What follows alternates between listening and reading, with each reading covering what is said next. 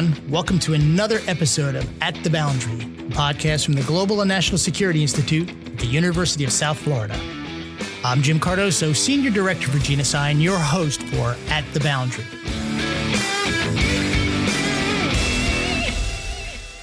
First off today, I want to thank all the speakers, guests, and attendees who spent time with us last week at the St. Petersburg Conference on World Affairs. This year's conference was titled The Ties That Bind Us and focused on the theme of allies and partners. As Winston Churchill famously said, there's only one thing worse than fighting with allies, and that is fighting without them. We've enjoyed uniting again with the St. Petersburg Conference on World Affairs as we explored alliances and partnerships across every region of the world. If you weren't able to attend, the videos will soon be available on the conference website, worldaffairsconference.org. Keep an eye out for those in the coming weeks. Speaking of videos, check out the latest video we dropped on our YouTube channel, a deep dive into North Korea's nuclear ambitions, their escalating relations with Russia, and whether or not the dream of a unified Korean peninsula is even in the realm of possibility. GNSI Senior Research Fellow Dr. Rob Burrell spoke with special guest David Maxwell, Vice President of the Center for Asia-Pacific Strategy. We'll drop a link in our show notes. Finally, a quick reminder that the application window is still open for USF students to apply to attend the International Security and Intelligence Program at Cambridge University this summer. GNSI is sending one student to the program, and if you'd like to be that student or know someone who might, go to our website for more info and the application. We'll also drop a link to apply in our show notes. On today's episode, we'll be talking with Colonel Seth Folsom, who retired from the U.S. Marine Corps in 2022 after 28 years of service.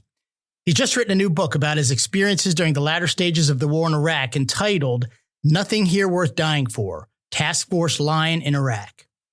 Published by the United States Naval Institute Press, the book goes into frenetic details of some of Folsom's command of Task Force Lion, the culmination of nearly 3 decades in uniform, which included multiple deployments to Iraq and Afghanistan. This is actually his 4th book, all of which focus on a particular aspect of the wars in these 2 countries. Our executive director here at GNSI, retired Marine Corps General Frank McKenzie, wrote a review which states, his articulate and insightful book adds to the considerable literature about Marines and small unit actions. This is a book all Marines should read. Seth, great to have you on the program. Thanks, Jim. It's really great to be here. I appreciate it. So we'll dive into the book in a bit, but before doing that, besides writing books and getting published, what have you been up to since you retired from the Marine Corps?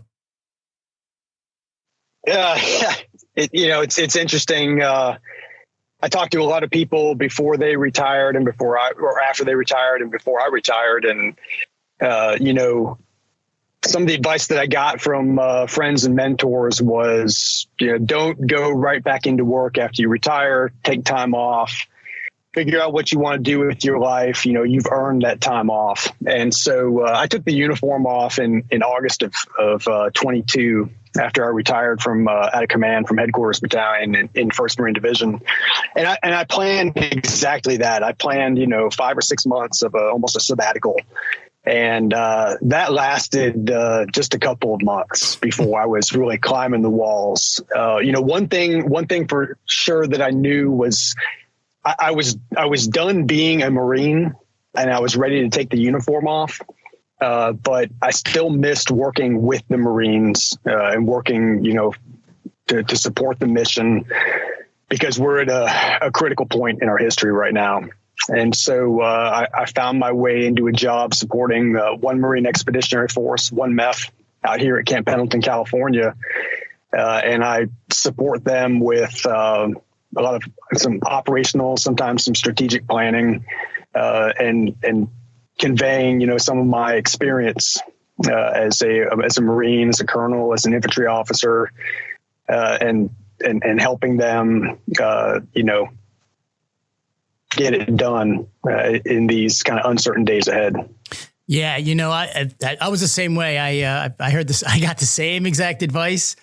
Sought to do the same thing, and I think I made it about a month after I retired that I was on with a company again, a company that was doing actually is a company that did modeling and simulation here in Tampa. I wanted to stay in Tampa, but yeah, it's funny, and I think that probably our respective spouses would probably prefer not to have us. They love us, but maybe not have us hanging around the house too much either. Yeah, 100%. So, and actually you talked about it. My sense too, with that answer you just gave, it's, you're ready to leave the service, but the people you worked with and what the service stands for is still something that's it's encoded in you almost. And, we'll talk more about that. And I think your book really, really talks a lot about that too. Yeah. That's true. It's, I've used the term indoctrinated and institutionalized before, and that's true too. And like I said, I was ready to hang it up, or at least hang the uniform up. But I still had and still have a desire to serve. And I feel like what I'm doing now with the Marines, there's still a component of or an element of service to it. And I'm just doing it in a different capacity. And what I really enjoy about what I do now is I'm largely doing it on my own terms. Which is much different than, when you are in uniform and you're beholden to the service, you're beholden to the culture and all the internal and external pressures that come with the job, especially as a senior officer. Yeah. Yeah. The company I went to had a lot of former military, retired military folks in it. So it was a good environment to be in. And the people there were, they were thinking along the lines of how to help the warfighter. I mean, it's a for-profit business, and that's part of it too, obviously. But when the people you work with still have that same kind of mindset towards service, towards helping and doing things to help the warfighter, it's a good place to fall into, and it continues kind of a sense of service as you move forward to the next phase of life. Yeah, completely, and I think I'm in that next phase of my life, and. My wife and I talk about this regularly. I don't think that I'm a workaholic, but I do enjoy the work, and I do enjoy having that sense of purpose that people have talked about before of, getting up in the morning, doing your routine and going and doing something meaningful, as opposed to just sitting around and wasting away. I'm not at a point in my life where I'm ready to just, sit on the porch and drink beer all day and think about all the great things that, that happened in the past. I like to think that, some of the best years of my life and with my family, that those are still ahead. Yeah. The sitting on the porch and beer drinking days are out there, but not quite yet. Yeah, totally. So speaking of not wasting time, so you just finished this book. Actually, at the time we published this podcast, it's going to be coming out, I think, the next day, basically. So people will be able to go on, the U.S. Naval Institute Press or even Amazon or whatever to get it. Why'd you write the book? What overall messages did you want readers to take away from it? Well, first and foremost, the reason that I wrote the book was about the Marines and the sailors and all the other service members that were part of the Task Force Alliance team. The experience that I had with them was so pivotal in my ongoing education as a Marine and as an officer and commander. And I felt like I had to tell their story. And which, is not really a surprise because the other things I've written, they have been centered around the people that I've worked with in Iraq and Afghanistan. Because at the end of the day, no matter, what we talk about with lethality and all domain operations and blah, blah, blah. At the end of the day, what we do is a people business. It's a people business that's centered around teams and teams of teams. And we can't do what we're expected to do in the service of the nation without these teams who absorb the mission and get after it and to accomplish it and doing, really whatever it takes. And the team that I had with Task Force Alliance was one of, if not the best team that I ever worked with. And I was just, I knew every day that I was blessed to have them with me and we had each other's backs, and I felt like I just had to tell that story. The other story that I really felt like I had to tell was one slice of the story that goes with Operation Inherent Resolve and the Defeat ISIS campaign. And in particular, the story of Task Force Lion is one that no one knows about. When I was in Afghanistan in 2011 with the battalion that I was the CO for, with 3rd Battalion, 7th Marines, 3-7 had a history, a great history. Everybody knew about 3-7. Everybody knew what was going on in Afghanistan down at the battalion level. There was a lot of attention within the Marine Corps on what the battalions were doing. The same with my experience with Delta Company in the Iraq invasion in 2003. The entire world was watching that. Everybody knew about it. But what Task Force Lion was doing in Iraq in 2017, I found out really early on that no one knew what was going on. Very few people knew about what these advise, assist, and enable task forces were doing. The focus, in the media and things that people were writing about. Well, there was a lot of focus on what was happening in Mosul with the fight there. There was a lot of focus on strikes that were happening in the campaign in Syria, primarily with SOF. But there was nothing about what these small, diverse advise and assist task forces were doing. And because of what the team accomplished there, I just felt like I had to tell that story. I had to let everybody know that, there was this small group of men and women who were put together, in just a matter of months, and went out and accomplished an extraordinary mission in extraordinary circumstances when not a lot of people thought that they could do it. Yeah, I like the way that you really focused, especially up front, on the individual members of the team, and kind of showing the I would say the eclectic nature of the team. I mean, you had all different folks coming from all different walks of life, different career fields, whether in the Marine Corps, the Navy. Very different personalities. Some were kind of laid back, laconic. Some were very fired up and intense. I think people sometimes who are not familiar with the military get a general sense of, this is what all military folks are like, and it's not the case at all. Your team was extremely diverse, extremely capable too.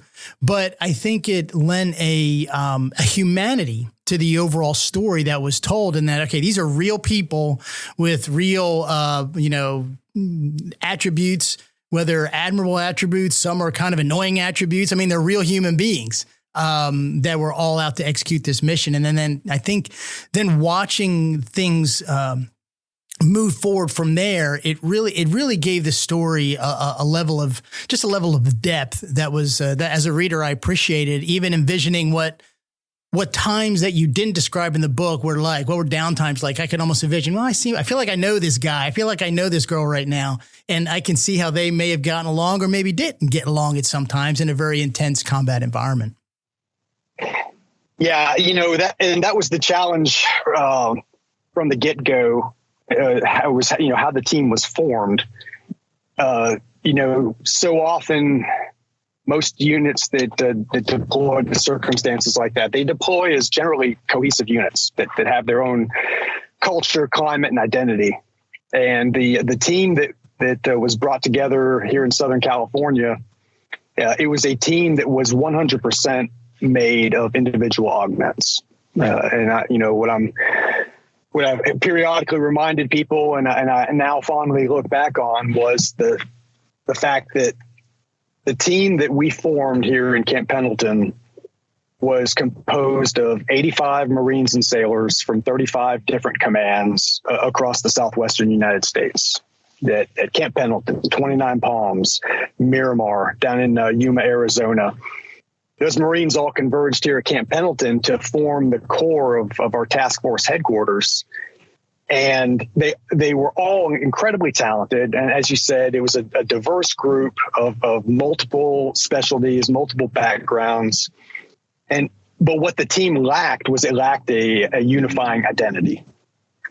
In a lot of cases, if a Marine or any service member gets assigned as an individual augment, many times they report to an existing headquarters, and they're just a fill in the blank staff officer or what have you.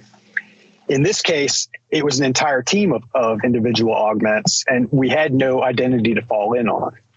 And so we had to create our own identity. And for better or for worse, that fell to me to define what that identity was going to be for the team. But the only way we could do that was for me to ensure that they understood from the outset, and this is what our mission is. This is what we're going in to do. This is what we have to be prepared to do. And we only have a couple of months to get ready to go. And so, I spent a lot of time in the beginning really trying to absorb the details of the people that were in the team. And like you said, it was an eclectic group, incredibly diverse. And despite all of the buzz that's going on right now about the evils of diversity, one of the things that I learned over time was the diversity of Task Force Alliance headquarters was what made it so strong. It was the different backgrounds, the different perspectives, the different experiences that all of these men and women had. And then when we actually got in country and we began partnering up not only with our Iraqi partners, but also with our coalition partners, such as the Danes, the Norwegians, the French, the Brits, that different group of people coming together, it forced us to examine the problem set from multiple angles, as opposed to going in with, one common mindset that was hidebound and unable to change on the fly. So this diverse team that I had, like I said, I spent a lot of time absorbing who they were and where they'd come from. And occasionally I had to kind of sit back and laugh at some of the things that these people had done. I mean, we had on the team, my deputy was a staff judge advocate who'd come from the Marine Logistics Group. And you look at this guy and he looked like Don Draper from Mad Men. And he had this background where he had tutored people in English when he lived in Japan. He'd lived over in France. He spoke multiple languages. And he was an eclectic character. It was like the understatement of the year. We had people like my operations officer, who was a very tight-lipped, very serious-minded guy who just, in general, he just didn't like to talk. When he did talk, you knew he meant business, but he had a very dry sense of humor. And, you almost had to pull information out of him until he got excited about something. But also on the team, I mean, we had an amateur rodeo rider. We had a woman who was a fitness instructor. We had a couple of amateur bodybuilders on the team. We had a Marine who had multiple degrees, had worked in the government before, had worked in the private sector. I mean, the list goes on and on. And each one of these individuals brought their unique talents and backgrounds to the team. And that just made us a stronger group altogether. Once we figured out what that identity was, and once we, bumped up against each other a couple of times in the beginning, figuring out who was who in the zoo. Yeah, let's pull that thread a little bit, because yours is it's a combat zone wartime story, but some of the, I would say, the team dynamics and the management lessons and practices that you adhere to and your team adhere to, I would say there's applicability to the business sector, to other areas that are just working in the same area of a diverse, unique team, maybe a new team, maybe small team dynamics, and just trying to get everybody on the same sheet of music towards whatever you're, in this case, a combat mission. In other cases, some type of objective or goal that a business unit may have. I mean, can you draw any, lessons from your time there that you can see which you learned from your experience? Yeah, completely. One of the things that I realized early on, and I mean, I think I really learned this when at a previous assignment when I was on the joint staff, but I internalized it when I was with this particular team. And that's the idea that just because you are the senior person in the room and you're in charge doesn't mean you have all the answers. It doesn't mean that you're always right. And the environment that it evolved over time, I don't even know that I had anything directly to do with it, but the environment that evolved over time was we created a space where everybody's voice was heard. Everybody had the opportunity to weigh in. And I think it evolved that way because the mission demanded it. We had weekly future operations, or we're called FOPs, weekly FOPs sync meetings in my office each week. And, it started out as it was a session every week where the future ops team would brief different things that were coming up and would seek guidance from me and seek decisions. And it became a very collegial format where everybody was chiming in, multiple times and having discussion, which I have rarely seen before done in front of a commander, where there's this back and forth and these interactions where people are actively disagreeing with each other or bringing up a point that hadn't been pre-briefed.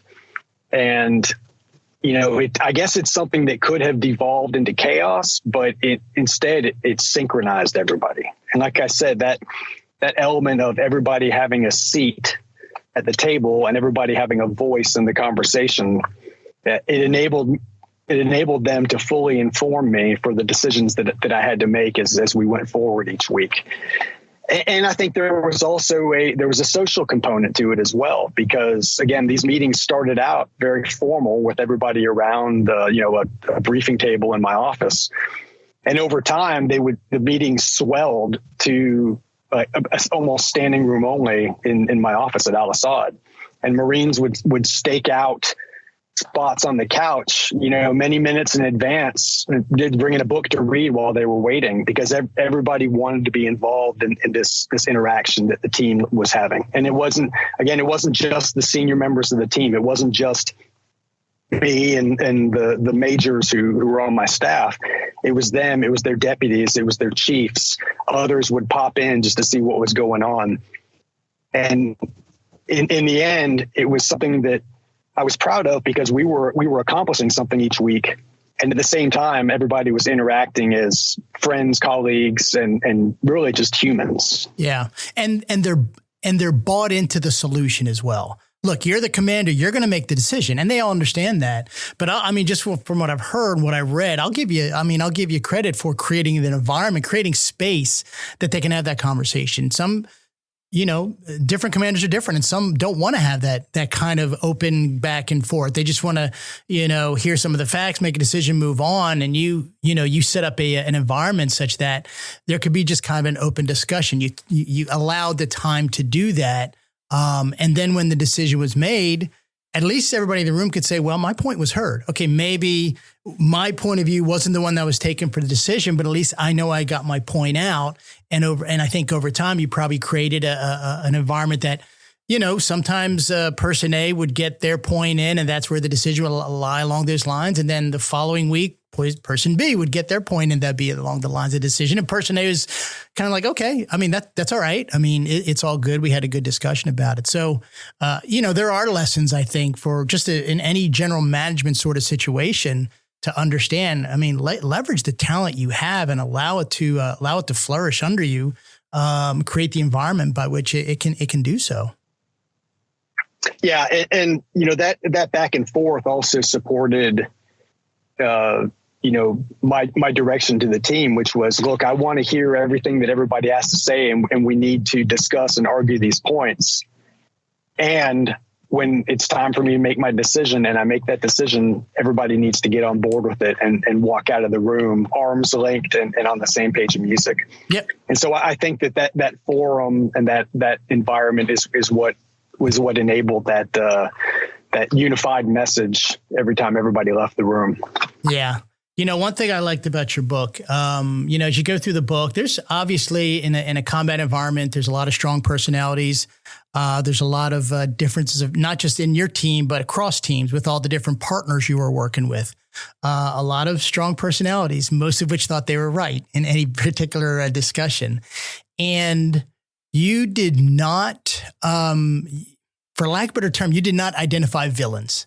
There's no villains. Well, yeah, there was a clear villain. Okay. I mean, there's one clear villain that everybody was fighting against. But as far as the U.S. forces and our partner nation allies, it could have been so easy to do so. And I think you did a really good job of spelling out some of the differences of opinion. But also understanding that everybody comes with something with just that's their point of view. And they have probably some pretty good reason to back up their point of view. Everybody's got a higher boss they answer to. Everybody's a higher mission they answer to.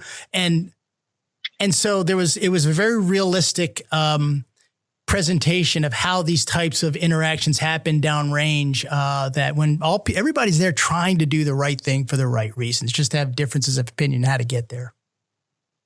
Yeah, it's like I think I mentioned the story. My battalion commander from 20 plus years ago was fond of saying that, most people don't wake up on Monday mornings and say, you know what, I'm going to screw it up this week. Everybody is doing their best. Did he say? Did he really say screw it up, or did he say something else? Maybe he may have said something else. But we'll keep it PG. I'll try to keep it clean. I appreciate that. So, but the guy was right. And I recognized that over the years, and in Iraq in 2017, it was no different. Like you said, the different entities that we worked with, whether they were coalition units like the Norwegians or the Brits or the Danes, or the soft units we worked alongside, or even some of the other Marine units that were in theater as well. Everybody had a particular mission that someone told them to get after. Everybody worked for somebody else. Everybody else works for somebody else. That's the way it always is. And I had my mandate that the commander at Mars gave me before we went in theater. I had an additional mandate that the CJ Flick commander in Iraq, who I was under tactical control of, I had the mandate that he gave me. There was also specific guidance or direction that was given to me by my parent unit here at 1 MEF. And so I was balancing all of those different mandates and requirements and different masters that I served. And I know that the other entities that we worked with were doing the same thing. Just as there was a lot of pressure on me and my team to accomplish the mission set that had been assigned to us, there was a lot of pressure on those other teams as well. And so I tried to keep that in mind when I had interactions with them, or when we bumped up against each other. Sometimes it was easier than others to deal with. But at the end of the day, I did, that was something that I realized was everybody's fighting the fight. Everybody is on the same team here. We're all unified on the same mission. We just have to figure out how to make it work, time now. You relate in the book, and I don't know how deeply you want to get into this, but a particular challenge with that, in one case, a difference of opinion with someone who's a friend of yours, who you'd known for a long time in the Marine Corps. And, I was in the Air Force 30 years, so I was kind of envisioning what this type of person may have looked like to me, who I know that long and admired and trusted and worked a lot with. And it was, I guess it was just very challenging because you were on different sides of a particular issue. Again, both with your marching orders, both with a sense of the right way to do things. And you talk about how difficult it was to navigate that. Would you mind kind of, not to give the book away, but as comfortable as you are, mind talking about that a bit? Yeah. That what you're talking about was, it was one of the greatest professional challenges I think that I faced in my entire career. And that was how do you have a significant professional disagreement with somebody who is a close friend? In this case, that close friend was the commander of the Special Purpose MAGTF that was based down in Kuwait, and we had a difference of opinion, and that opinion was who was going to lead the big operation with the Iraqis to clear Western Al Anbar. My position was very clear because it was the mission that was assigned to me.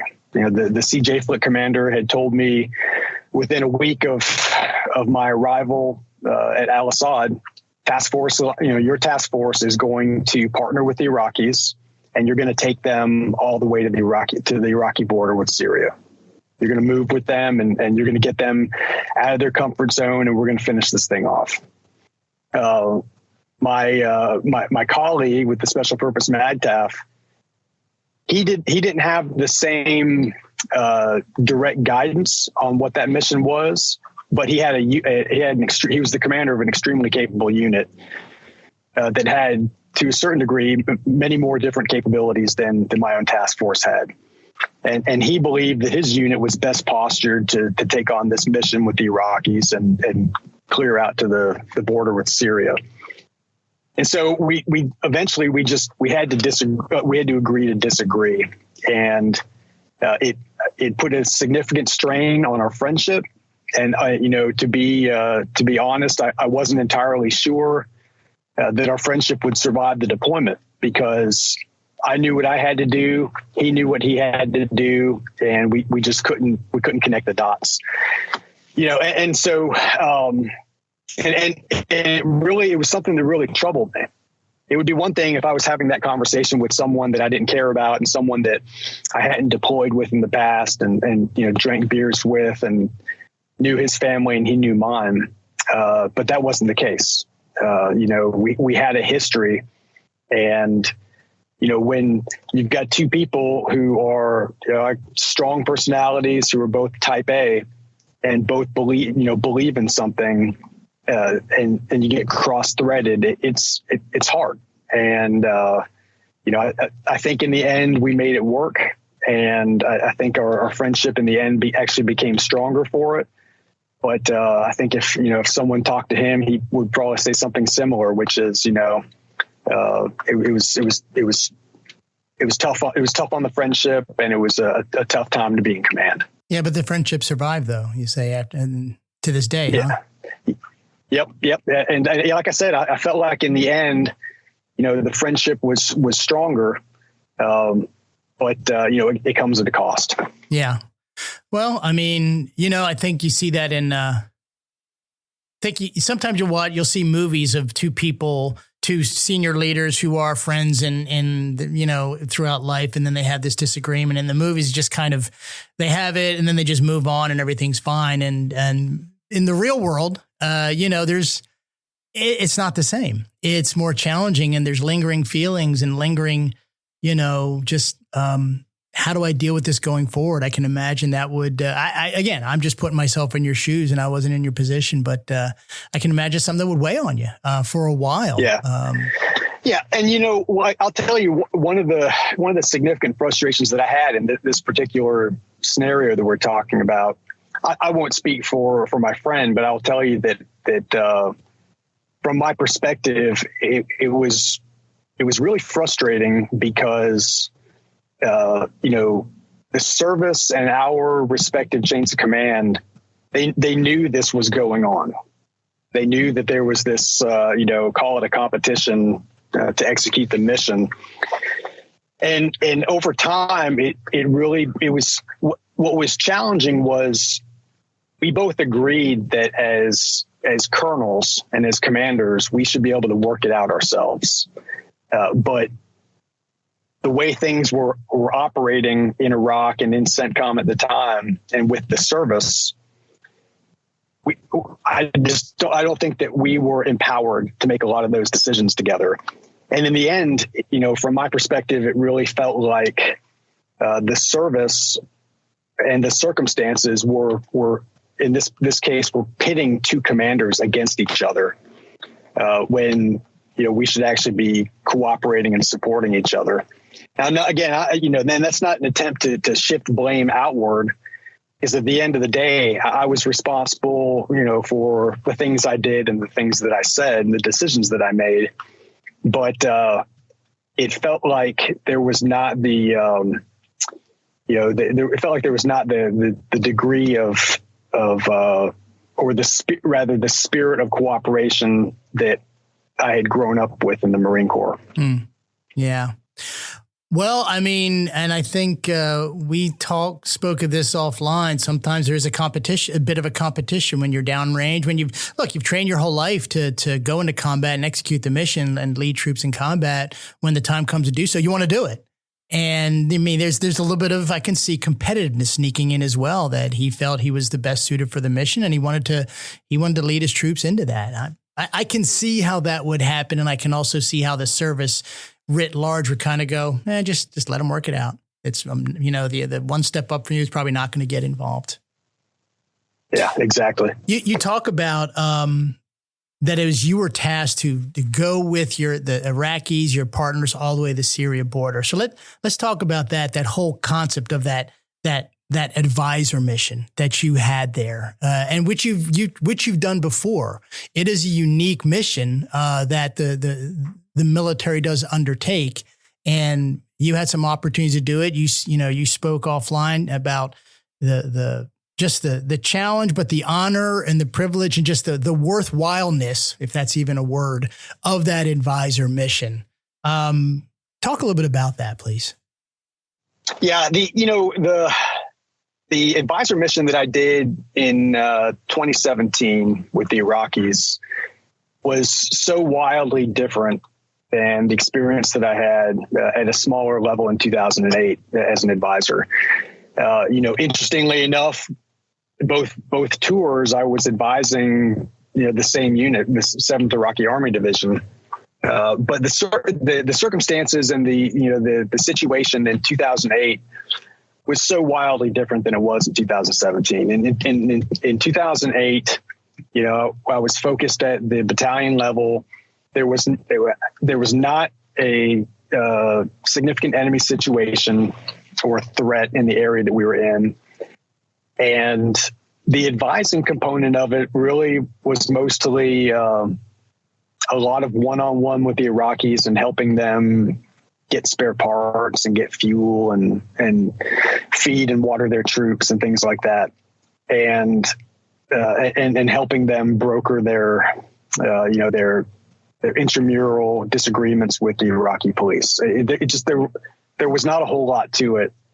I'm not saying that it was unfulfilling, but when I then flash forward to 2017, the mission had grown so much. I was no longer working at the battalion level. We were now working at the Corps level with the Iraqi command that was called the Jazeera Operations Command. Working with the 2-star General Qasim, who was the commander of the JOC.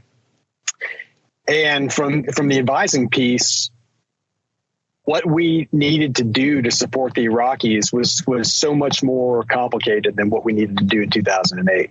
It was no longer just helping them get spare parts and fuel and ammunition. It was about getting them the enabling capabilities that they needed to prosecute the fight against ISIS.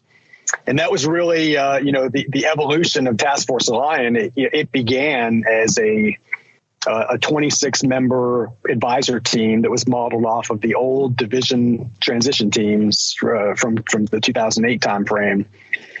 And very quickly into the campaign, the coalition realized that just wasn't enough. The advising component, the Iraqis needed more than that. They needed fire support. They needed intelligence support. They needed heavy logistical support. And so the advisor task forces by 2017 had beefed up to the size that they were when I arrived in the summer of 2017. And so it was no longer a focused effort in a small piece of area. It was now again operating at the Corps level with the entirety of Western Al Anbar province, stretching from Al Asad all the way to the Syrian border. So very different scenarios and very different heavy requirements between the two tours in 2008 and 2017. But what remained the same was that element of advising, the relationship building with the Iraqis, the daily, sometimes hourly back and forth with them, helping them develop their plans, encouraging them to get outside of their comfort zone, to get away from al-Assad and move farther and farther forward on the battlefield. And so those advisor elements, I think, they're universal, and it requires a unique set of skills, as Liam Neeson would say, to be able to execute it successfully. It's something that I learned or heard right before I became an advisor in 2008.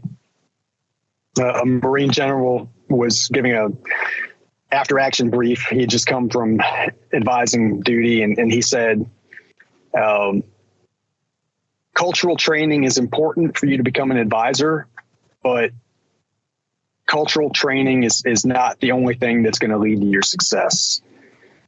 And ultimately what he said, and I'll clean it up, was he said, if you're a jerk in the United States, you're going to be a jerk anywhere else.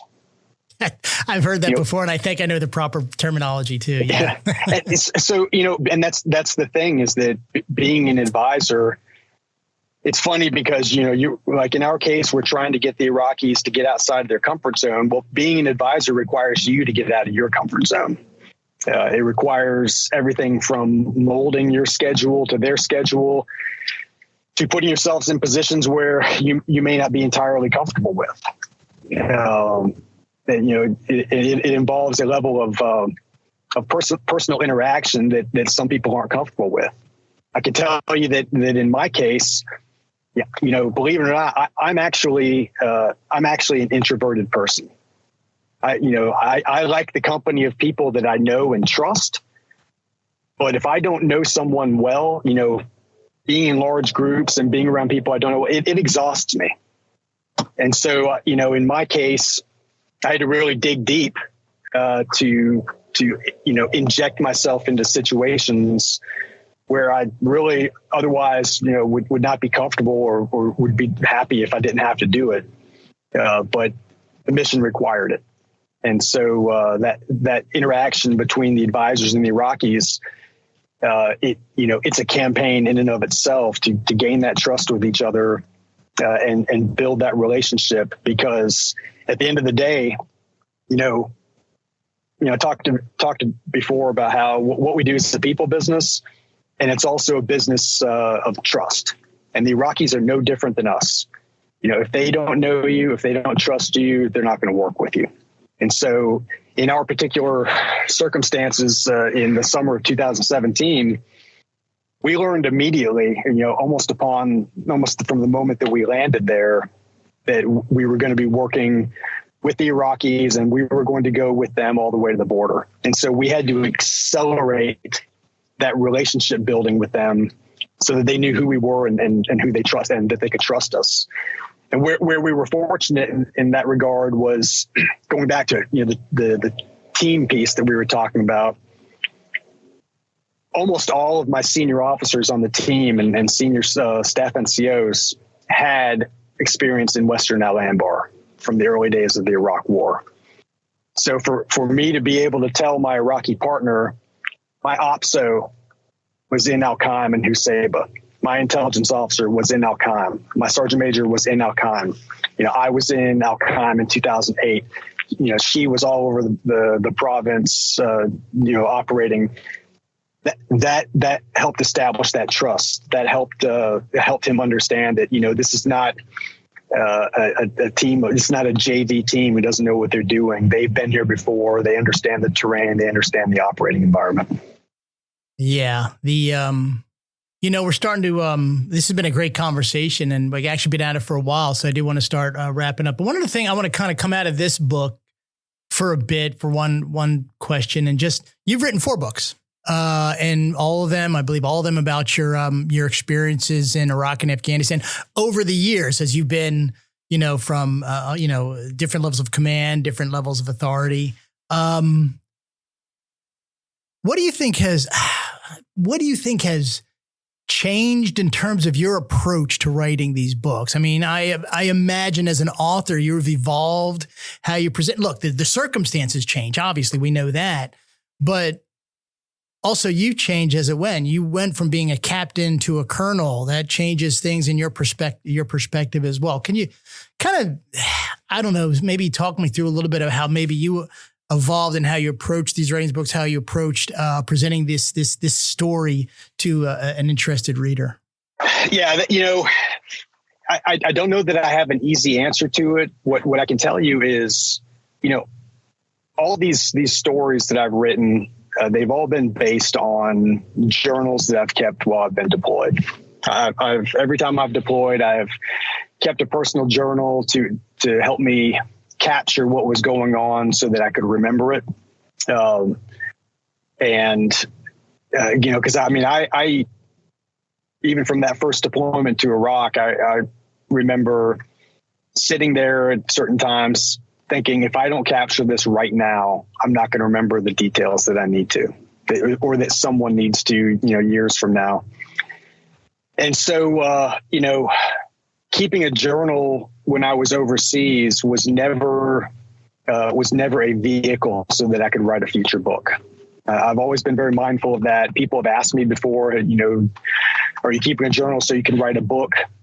I had to make very conscious decisions each time I deployed and kept a journal that I'm not doing this to write a book, because that would color every decision that I made. Thinking, well, how would this look if ends up in a book one day? So I had to do a mind split and not even consider the things that I'd written or the things that I might one day write. But in each case, in that cooling down period after you get back from a deployment, I would pull out those journals that I'd written and I would look through them. And again, in each case, there was a story.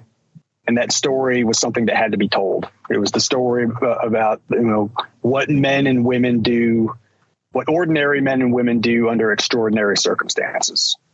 And it's, at the risk of sounding sappy, the stories, the books that I've written, they're love letters to the men and women that I've served with. But I can't, because the stories are told from my perspective, I never had the time or the depth of knowledge or the understanding to write the story in the third person about everybody. The stories had to be told from my perspective. And each time I knew that with that, I couldn't just tell their story without telling my own. And I couldn't tell my own story without not only talking about the successes that I had, but just as important, the failures that I had, failures, of leadership, bad decisions, mistakes. The story wouldn't be complete without that. So each story that I've written has actually taken me longer and longer to write, and I think that was a function not only of my maturation as a Marine and as an officer and commander, but it was also a function of the life that I was living with my family. When I returned in 2003 from Iraq and started thinking about putting together a book, I had a lot of free time on my hand. I mean, even though I was in graduate school at the time, my wife and I were newly married. We had no children. And I had a significant amount of free time that I could put this thing together and edit it. And, when the time for the next book came along, well, I had two small girls that had joined the family. And then when, the third book came along, those girls were getting older and they had things going on in their lives and I wanted to be a part of their life. And so each book took me longer to write because I had more commitments outside of time to just sit down and compose my thoughts. And at the same time, each successive book that I wrote, I think I put more into it intellectually to not only try to tell a better story, from a readability perspective, but also to try to really bring out the so what. You know, when I look back on the first story that I wrote, it's very detailed, and it's almost like a day by day, minute by minute recounting of what happened during the invasion. And I suppose that's good from a history perspective, but I don't know that I was always able to really underscore the salient points that needed to be made. There are some salient points in that story, but I think they kind of get lost in the sheer volume of words. So each book I've spent more and more time trying to figure out what the story is already there. What do I want people to learn from it? And what am I learning from it along the way? And what do I want people to remember it for? And so that's ultimately why this most recent book has taken so long to complete. Was I knew this is going to be the last thing that I write in uniform. This is going to be the last story I tell about Marines that I've worked with. This is going to be the last adventure that I have in the Marine Corps. What do people need to understand about that story, and what do they need to understand about the character of modern war? The nature of war. The old saying that the nature of warfare never changes, but the character of warfare is ever evolving. The character of warfare has evolved to something that people 20 years ago, wouldn't even recognize it. And with that evolution of the character of warfare comes a set of circumstances and realities that are just as challenging, I think, as they were, in the horse-drawn era. Well, I'll tell you, it's an eminently readable book. It's an interesting story. It moves along. There's real characters. There's real flesh and blood people in there. Both the your team and also the partner nations, the Iraqis. They're fleshed out as individuals as well, not just this amorphous bunch. And I would encourage people that are hearing us today to go out there and look it up. Like I said, it's at the Naval Institute Press, or probably on Amazon as well, and any place you get your books. Seth, any final thoughts, any final comments before we close out the podcast? Well, first and foremost, I appreciate you having me on. As always, I'm always eager to talk about the men and women that I've worked with, because I know that, I may have written the book, but they provided the story. And I'm just happy to get that story out there to tell the tale of this team of underdogs that a lot of people thought wouldn't be able to get it done. But at the end of the day, they gave a pretty damn good showing of themselves. And I was proud to serve with them, proud to know them. And just as important, I'm proud to tell their story. So again, I thank you for having me on here. And appreciate your time, Seth. Thanks for joining us today. Thank you.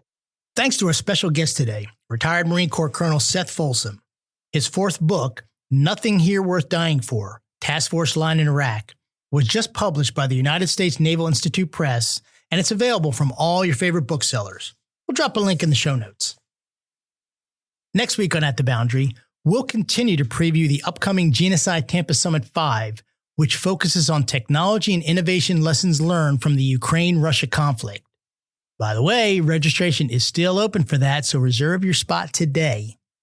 Our guest next week will be Sam Bendit, an adjunct senior fellow with the Center for New American Security and senior level advisor with the CNA Strategy, Policy, Plans, and Program Center.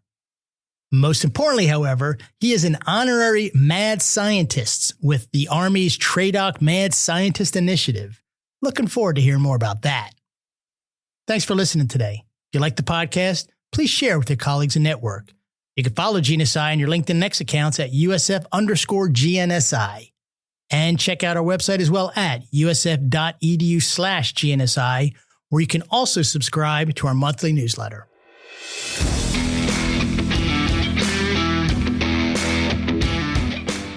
That's going to wrap up this episode of At the Boundary. Each new episode will feature global and national security issues we've found to be insightful, intriguing, fascinating, maybe controversial, but overall, just worth talking about. I'm Jim Cardoso, and we'll see you at the boundary.